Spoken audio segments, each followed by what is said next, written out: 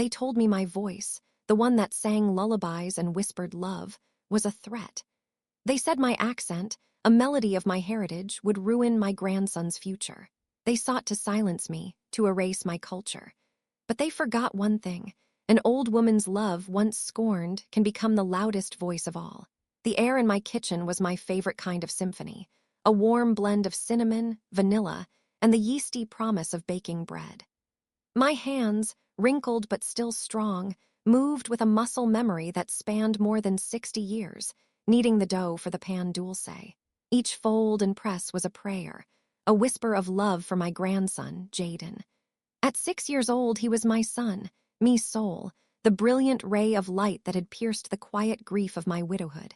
On the counter, a pitcher of creamy horchata was chilling, the rice milk sweetened just the way he liked it. My home, a small bungalow in a quiet suburban neighborhood, was a little piece of Oaxaca transplanted to American soil. Every colorful tile, every thriving plant that crowded the windowsills, and every scent that wafted from my kitchen was a testament to the life my Hector and I had built. We had arrived with nothing but calloused hands and a shared dream, to give our son, Carlos, a future we could only imagine. Now, Carlos was a successful project manager, married to Ashley, a woman who curated her life with the same minimalist precision as her Instagram feed. They were good people, I always told myself, just different. When they visited, their compliments often felt double-edged. "Your house is so vibrant, Mom," Ashley would say, her eyes scanning the joyful clutter of my living room. "It's so full of life." But I heard the unspoken word, loud. I brushed these thoughts aside as I shaped the dough into small, shell-like conchas, dusting them with their signature striped topping. Jaden didn't see clutter or hear loudness. He saw magic. He saw home. He would burst through the door, his little voice a bell ringing with abuela, and the entire house would feel like it was smiling. Today, they were coming for their weekly visit, and my heart swelled with the pure, uncomplicated joy of a grandmother awaiting her favorite person in the world. The first batch of bread was just coming out of the oven, golden and fragrant, as I heard their car pull into the driveway. The moment the door opened, the symphony in my kitchen faltered. Jaden, my beautiful boy, was there, but he didn't run to me. He stood hesitantly, holding his mother's hand, his bright eyes darting from me to her. "Hi, Mom," Carlos said, giving me a quick, stiff hug that felt more like a formality than an embrace. Ashley smiled, a perfectly practiced, bloodless expression. "Rosa, hello. The house smells very sweet." She guided Jaden forward. "Say hello to your abuela, sweetie." "Abuela." Jaden finally broke free, his hesitation melting away as he wrapped his arms around my legs. I bent down, my old knees protesting, and hugged him tightly, breathing in the scent of his hair. "I missed you, hiciste pan dulce." "Of course, Mijo," I whispered, my heart aching with love for him. "Jaden, what did we talk about in the car?" Ashley's voice, though soft, cut through our moment like a shard of glass. "English, please. We need to practice our English for school." Jaden looked down at his shoes. "You made sweet bread?" he repeated, the joy in his voice dimmed. I straightened up, my own smile feeling fragile. "Yes, and horchata, your favorites." "That's so thoughtful," Ashley said, her eyes flicking over the platter of warm bread. "But we actually brought him a fruit pouch. Less sugar. You know how it is." She produced a small, foil packet from her designer handbag, as if it were a superior offering. The wall I had been sensing for months suddenly felt a foot taller, a foot thicker. It was built of fruit pouches and perfect English, cemented with a kind of polite disdain I couldn't fight. Carlos saw the hurt in my eyes. He shifted his weight, looking deeply uncomfortable. "Ash, it's just one piece of bread," he mumbled, but without any real conviction. "It's about forming good habits, honey," she replied smoothly, not looking at him but at me. "We just want what's best for him, the best school, the best opportunities. It all starts now." The rest of the visit was a carefully choreographed dance of avoidance. I would ask Jaden a question in a mix of Spanish and English, our special, private language, and Ashley would immediately rephrase it in crisp, clean English. Carlos busied himself by checking work emails on his phone. A willing refugee from the quiet conflict zone his living room had become. When they left an hour later, the platter of pan dulce was nearly untouched. I stood at my window, watching their car disappear, the silence of the house pressing in on me. The unspoken wall was no longer just a feeling. It was a fortress, and I was on the outside. The phone call came 3 days later. For 3 days, I had lived in a house that felt hollowed out, the scent of stale cinnamon a mocking reminder of the untouched bread I'd finally thrown away. I had tried to reason with my own heart, making excuses for them. They are young. They are stressed. They just want the best for their son. But the excuses were thin, like worn-out fabric that could no longer cover the cold truth. When my phone buzzed on the kitchen table, displaying Carlos's name, a foolish, stubborn hope fluttered in my chest. Maybe he was calling to apologize. Maybe he wanted to set up a time for just me and Jaden. "Carlos, Mijo," I answered, my voice warmer than I felt. "Hi, Mom." He sounded distant, professional. There was no warmth in his tone, only a strained formality that set my teeth on edge. He cleared his throat. "Listen, I'm calling because Ashley and I have had to make a difficult decision regarding Jaden's, well, his developmental trajectory." "His what?" The corporate jargon was a language I didn't speak. It was Ashley's language. "His future, Mom. We've been looking at this very prestigious private school, Northwood Preparatory. The admissions process is incredibly competitive. Everything has to be perfect." He paused, and I could hear the hesitation, the cowardice in the silence. "We think it would be best if Jaden had a little space from you for a while." The words hung in the air, incomprehensible. "Space? What do you mean, space? I'm his grandmother." He took a deep, shaky breath. "Mom, it's your accent, the way you speak. We don't want him picking it up before his admissions interview. They look for a certain kind of polish. We can't risk anything that might hold him back." Then came the final, fatal blow, the words that would echo in my heart forever. "We just don't want your accent to ruin his future. Ruin his future." The phone in my hand turned to a block of ice. The voice that had sung him lullabies in Spanish, the voice that had taught him his first words, the voice that held the entire history of his family, was now a contaminant. A blemish, a thing that could cause ruin. I didn't say anything. There was nothing to say. My entire life, my journey, the love I held for my son and his son, had just been weighed, measured, and dismissed as a liability. "Mom, are you there? I knew you'd understand. It's for Jaden," he said, his voice laced with a desperate, pathetic relief. I pressed the button to end the call, plunging the room back into a silence that was now heavier, sharper, and infinitely more painful than before. For 2 days, I barely moved from the worn armchair in my living room, the one Hector used to call his throne. Grief is a physical thing. It's a weight in your bones, a hollowness behind your eyes. I looked at the photos on the mantelpiece. Hector and me on our wedding day, young and impossibly hopeful. Carlos as a boy, beaming in his little league uniform. A framed photo of Jaden, his gap-toothed grin a beacon of pure joy. It was that photo that broke me. My accent hadn't ruined Carlos.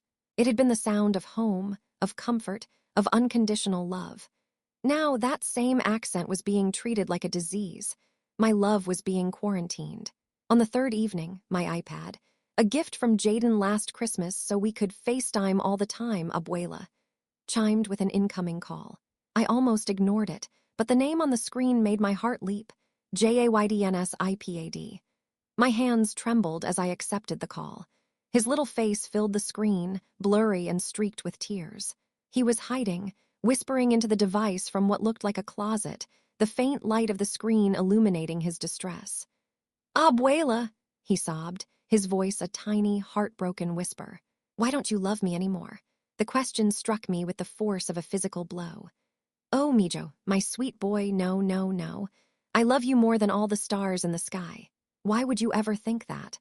Mommy said I can't see you," he hiccuped, wiping his nose with the back of his hand. "She said your Spanish will make the teachers at the new school not like me. She said I have to talk like a TV person."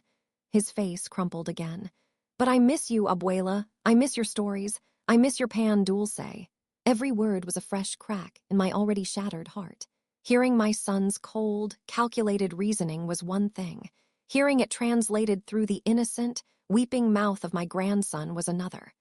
This wasn't about protecting him. This was about poisoning him against his own roots, against me. He wasn't just being kept from me, he was being taught to be ashamed of me. A strange clarity cut through my grief. A cold, hard anger began to form in its place.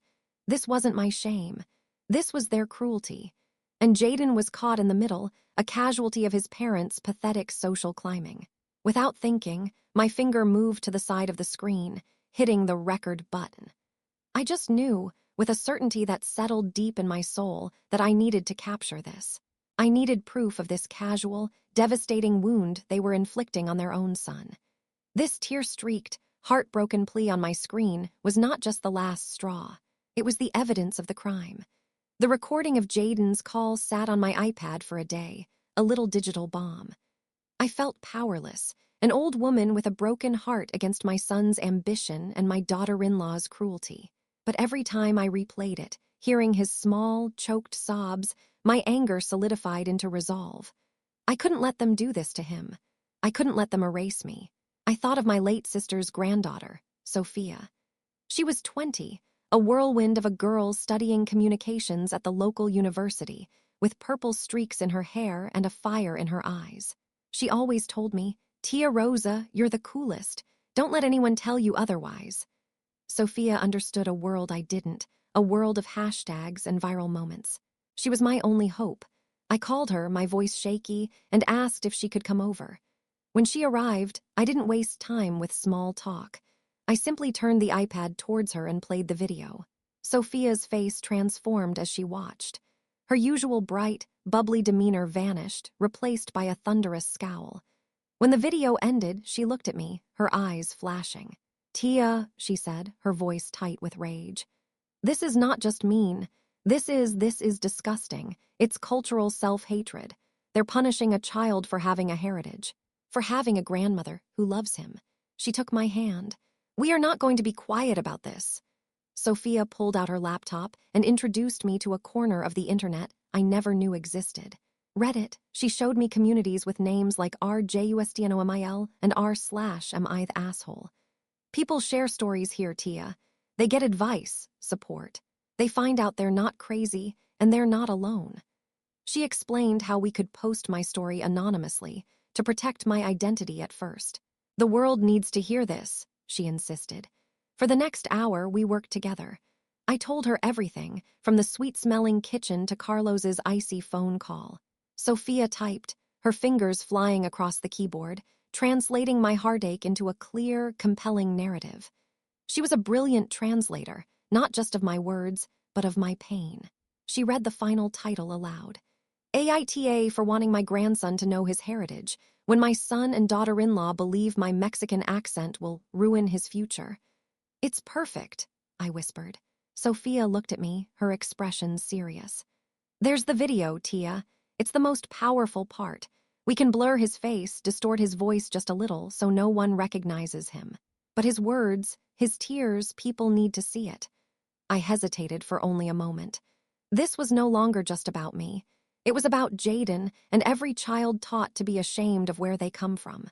I was no longer a passive victim. I was a grandmother with a mission. "Do it," I said. With a final click, Sophia uploaded the post, attaching the short, heartbreaking video. We had just launched our message in a bottle into the vast, unpredictable ocean of the internet. I went to bed that night not expecting much, perhaps a few comments of sympathy. I woke up to a tsunami. Sophia was already at my kitchen table when I came out for my morning coffee, her laptop open, her eyes wide with a mixture of shock and triumph. "Tia," she said, her voice hushed with awe, "you need to see this." She turned the screen towards me. My post wasn't just a message in a bottle, it was a lightning rod. The upvote counter was spinning into the tens of thousands. There were thousands of comments. It had been cross-posted to other huge Reddit communities, r/insaneparents, r/IamAtHotelPCOffshit.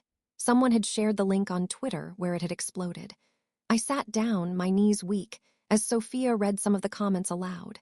"NTA, not the asshole. Your son and DIL are monsters. Signed, the son of a Polish immigrant whose grandmother's accent was the sound of my childhood." That video broke my heart. I'm a first-grade teacher. A child's heritage is a superpower, not a liability. Their prestigious school can go to hell. My parents did this to me with my Italian grandparents. I'm 40 years old and still resent them for it. Stand your ground, original poster. You're fighting for your grandson's soul. The messages poured in from every corner of the globe. People from Irish, Indian, Vietnamese, and Nigerian backgrounds all shared stories of their own abuelas. They called me Reddit's abuela. They posted pictures of their own grandmothers, shared recipes for their traditional foods, and offered me a wave of support so powerful it felt like a physical embrace. The real tidal wave hit around noon.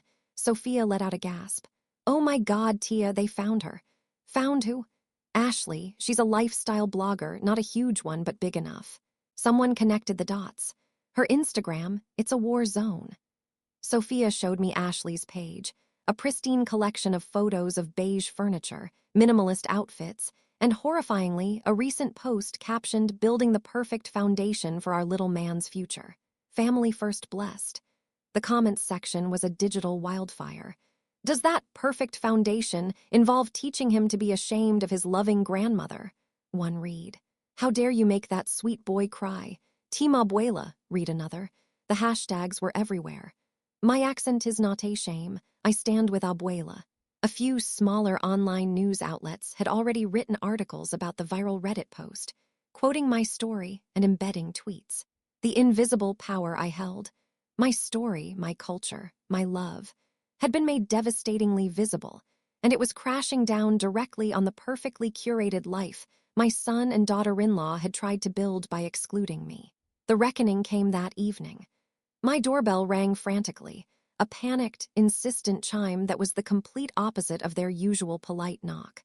I opened the door to find Carlos and Ashley standing on my porch. They looked like they had been through a storm.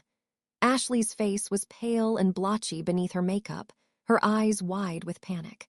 Carlos looked haggard, his usual confident posture gone, replaced by a desperate slump. "Mom, you have to take it down," Carlos blurted out, skipping any greeting. "The post. The video, you have to delete it right now."